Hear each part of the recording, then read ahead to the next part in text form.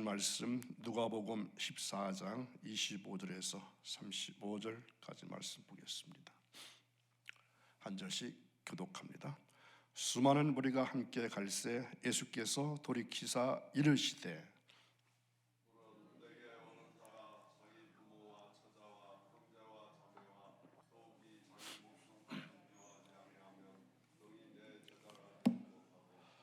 누구든지 자기 십자가를 지고 나를 따르지 않는 자도 능히 내 제자가 되지 못하리라.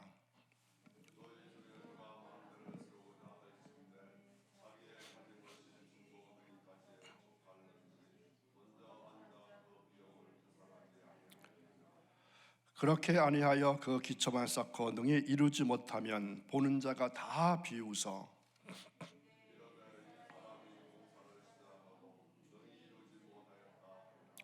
또 어떤 임금이 다른 임금과 싸우러 갈 때에 먼저 앉아 1만 명으로서 저 2만 명을 거느리고 오는 자를 대적할 수 있을까 헤아리지 아니하겠느냐.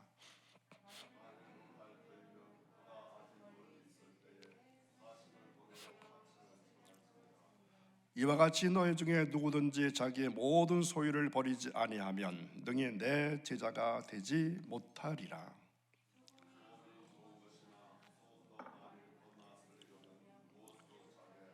함께 있습니다. 땅에도 걸음에도 쓸데없어 내 버리느니라. 들을 귀가 있는 자는 들을지어다 하시니라. 아멘. 오늘도 새벽을 깨우시고 거룩한 주님 전에 올라오신 여러분들, 하루 삶 속에 가장 좋은 일이 일어나는 복된 하루가 되어지기를 간절히 축원합니다. 오늘 말씀의 제목은 주님의 제자가 될 자격입니다. 어떤 사람이 주님의 제자가 될 자격을 갖게 될까요? 우리는 지난 시간 앞선 부분에서 예수님은 한 바리새인이 베푼 연회 속상에서 하나님께서는 천국 잔치에 모든 사람을 초청하셨다는 사실을 역설하셨습니다. 그런 다음에 연회 속에서의 교훈을 모두 마치신 주님은 그 집을 떠나서 이제 주님의 여행길에 오르게 됩니다.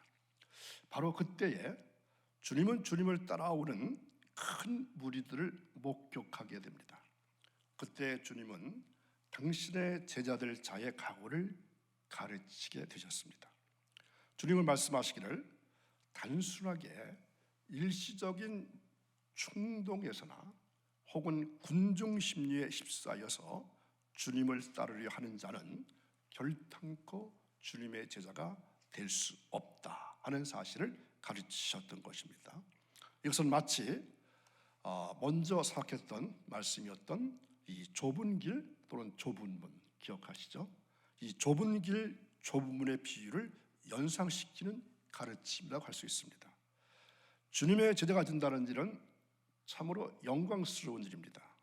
그러나 그 영광과 함께 그 책임 또한 무겁다는 사실을 알지 못한다면 제자가 된다 할지라도 그 사명을 감당하지 못한다 하는 사실을 우리가 꼭 알아야 합니다.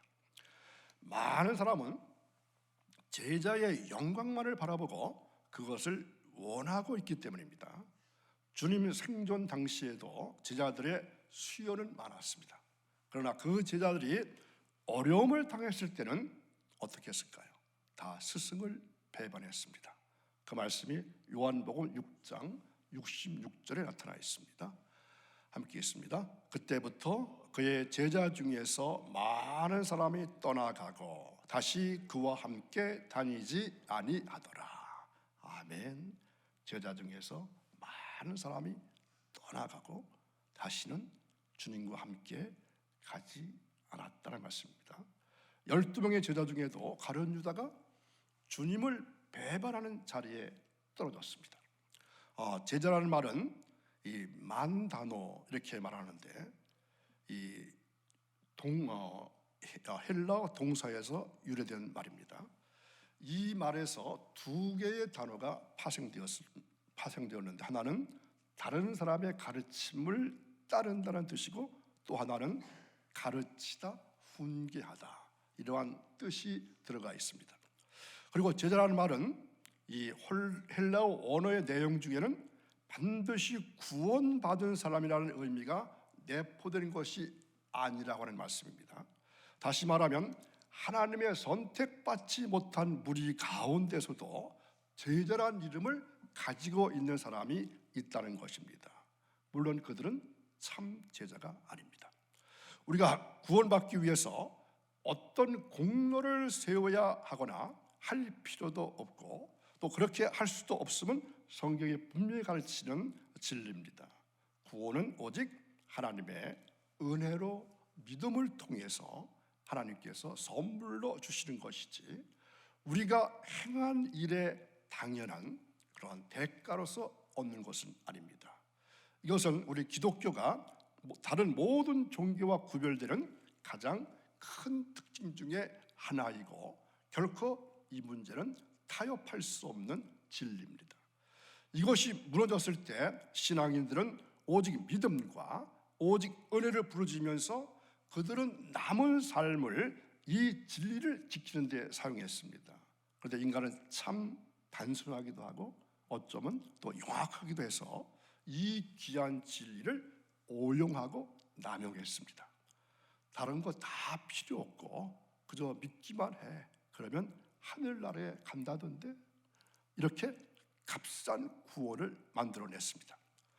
구원받고 나서 마음대로 살아도 하늘나라에 간다고 하는 구원입니다. 예수님은 죄를 포함해서 있는 모습 그대로 갖기만 하면 우리를 받아주시고 또 우리가 영접해 주기만 간절히 기다리고 있는 아주 쉬운 예수, 값싼 예수를 만들어 놓고 있습니다. 그래서 예수님은 나의 필요 때문에 내 삶에 들어오신 분이고 내가 딱히 필요를 느끼지 못하면 내 삶에 굳이 필요하지 않은 분이 되고 말았습니다.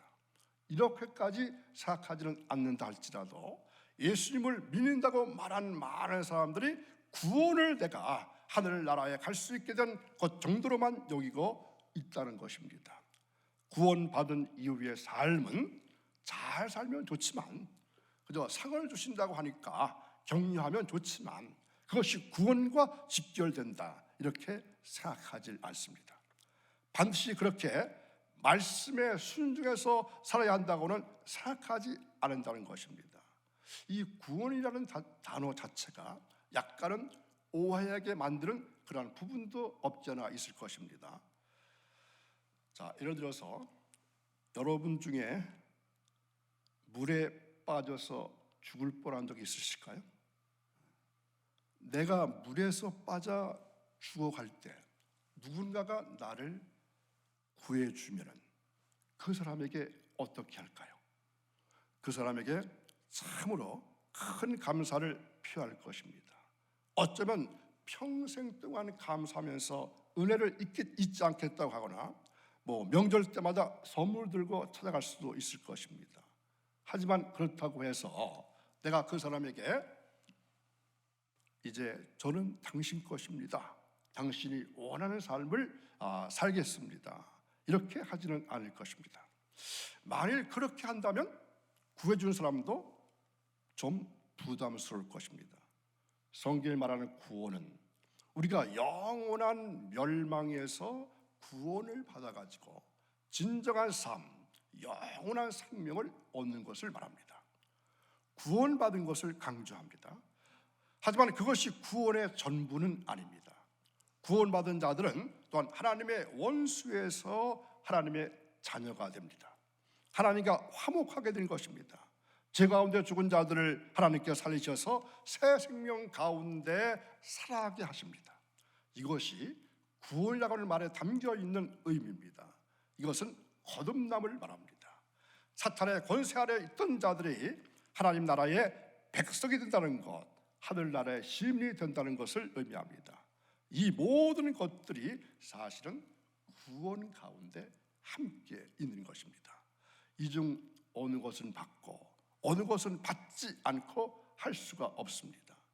구원을 받았는데 거듭나지 않은 사람은 없습니다. 새 생명을 얻었지만 사탄의 권세 아래 있는 자도 없습니다.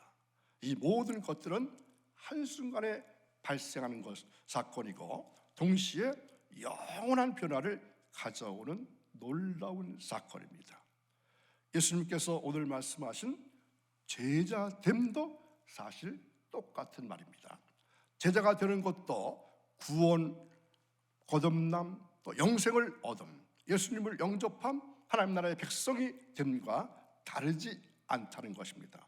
누가복음만 읽어봐도 누가는 구원, 하나님 나라에 들어가는 것, 영생을 얻는 것을 제자가 되는 것과 같은 의미로 사용하고 있습니다.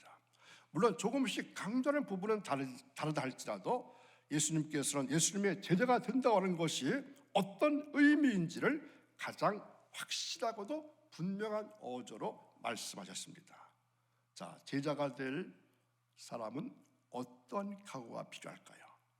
이곳에서 주님이 제자라고 하신 말씀은 주님이 불러서 친히 세우심으로 제자의 사명을 가진 사람을 가리키신 것이 아니라 스스로 주님의 제자가 되려고 하는 사람들의 자세를 말하고 있습니다. 제자의 선택은 하나님께 있기 때문에 일단 선택받은 사람이건 안 한 사람이건 결심은 자기 스스로 하게 되는 것입니다. 자, 주님의 제자가 될 자의 각오는 두 가지로 나와 있습니다. 어떤 것일까요? 하나는 육신적인 혈연 관계를 초래한다. 자, 읽었던 말씀 26절을 보시겠습니다. 무릇 내게 오는 자가 자기 부모와 처자와 형제와 자매와 더욱이 자기 목숨까지 미워하지 아니하면 능히 내 제자가 되지 못하고. 자, 여기서 미워한다는 말이 무슨 말일까요? 주님보다 더 사랑한다는 말에 반대되는 표현입니다. 주님의 제자가 되려는 사람은 혈연적인 관계로 인정이나 사랑에 연연해서 주님의 일을 하지 못한 자에게는 합당하지 않다는 말씀입니다. 주님을 사랑하는 일에서 자기 생명까지라도 버릴 만한 각오가 되어 있지 않는다면 안 된다는 것을 밝히십니다. 어떤 사람은 주님을 따르는 일에 앞서서 먼저 자기 부친을 장사하게 해달라고 부탁했습니다. 어떤 사람은 자기로 먼저 가족과 작별을 해달라고 말했습니다. 그러나 주님은 한결같이 그들의 제자가 되려고 하는 자세가 바르지 못했기 때문에 그들에게 허락하지 않으셨습니다. 그리스도인들이 부모나 처자나 형제를 사랑해야 하는 일은 반드시 있어야 합니다. 그러나 이들 때문에 주님을 위해서 일해야 할 일에 방해를 받거나 지장을 초래한다면 그러한 자세로 주님을 따르는 사람은 주님의 제자가 될 수 없다, 단호하게 말씀하십니다. 두 번째는 어떤 자세일까요? 자기 십자가를 지고 주님을 따라야 제자가 될 수 있다고 말씀하십니다. 자기 십자가라는 것은 주님의 일을 하는데 따르는 자기 일신상의 고통이나 시련을 가르칩니다. 주님의 제자들은 그의 고난에 동참해야 한다는 것입니다. 그와 함께 고난을 받아야 한다는 것입니다. 베드로 사도는 이렇게 말합니다. 베드로전서 4장 13절, 오히려 너희가 그리스도의 고난에 참여하는 것으로 즐거워하라. 이는 그의 영광을 나타나실 때에 너희로 즐거워하고 기뻐하게 하려 함이라. 아멘. 제자가 되려는 사람이 영광만을 바라본다면 제자가 될 수 없다는 말입니다. 그와 함께 고난에 동참할 수 있는 사람이 제자가 될 수 있게 되고, 이러한 제자들만이 주님께서 영광 중에 나타나실 때 그의 영광에 동참할 수 있는 복을 받게 되는 것입니다. 이 땅 위에서 영광을 누리려고 하는 자는 가룟 유다처럼 되어 버린다고 말씀하십니다. 자, 그러면서 주님은 제자가 되려는 자가 그 자세와 결심을 단단히 가져야 할 일에 대해서 또 두 가지 비유로서 말씀하십니다. 망대를 쌓는 비유에서 망대를 세우고자 할 때에는 자기의 가진 것이 준공하기까지 족한지 아니한지를 잘 분별해서 예산을 세워야 한다는 것입니다. 주님의 제자가 되려고 하는 자가 자신의 믿음의 분량과 또 주님을 사랑하는 사랑의 깊이와 주님을 향한 진실함을 스스로 시험하고 측정하고 확정해야 한다는 것입니다. 기초만 쌓아두고 이루지 못하는 공사처럼 제자가 된 다음에 도중하차하거나 아니면 그 사명을 이루지 못하거나 타락했을 때 얼마나 부끄럽겠느냐, 이렇게 말씀하십니다. 또 다른 하나의 비유는 싸움을 작정하고 나간 이 장수가 전쟁에 나갈 때 승산에 자신이 없이 나간다면 패배할 것이 뻔하기 때문에 차라리 화친해서 화평을 얻는 것이 낫지 않겠느냐. 제자로서의 사명을 감당하지 못할 바에는 차라리 일반 성도로서 주님을 섬기는 일이 더 나은 방법이 아니겠느냐, 이렇게 말씀하십니다. 이와 비슷한 말씀이 야고보서 3장 1절에 나타나 있습니다. 내 형제들아, 너희는 선생된 우리가 더 큰 심판을 받을 줄 알고 많이 선생이 되지 말라. 아멘. 무슨 말이죠? 배우는 사람보다 선생이 더 큰 심판을 받을 수 있다는 말입니다.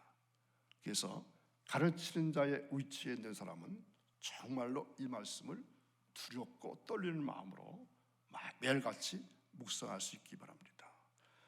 소금은 좋은 것입니다. 제자의 이름은 참으로 아름다운 것입니다. 그러나 소금이 맛을 잃으면 아무 소용이 없는 것처럼 제자된 자가 소금의 맛을 잃어버린다면 그 같은 제자는 땅에도 걸음에도 쓸데없어서 내어 버림받은 것입니다. 마찬가지로 겉으로 보기에는 예수 그리스도의 제자인 것 같지만 실상은 제자다운 삶을 살지 못하고 제자로서의 각오가 되어 있지 못하고 필시 주님으로부터 버려짐을 당하고 말 것입니다.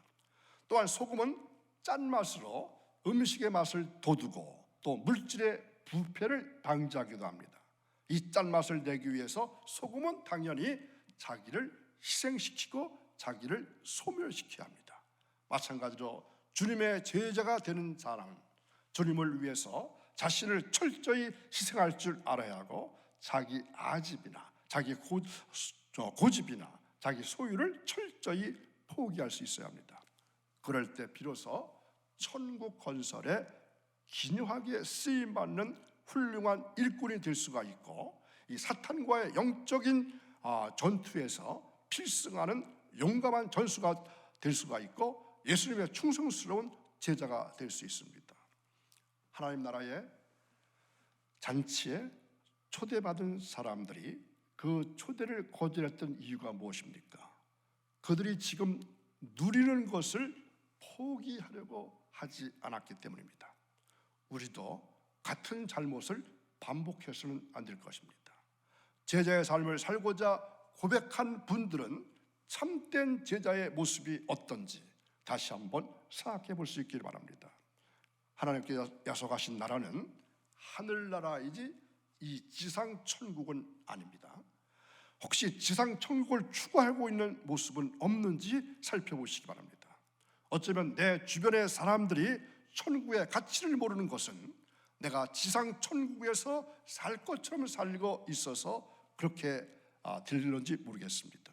주님의 제자라면 주님께서 약속하신 것을 바라보아야 합니다.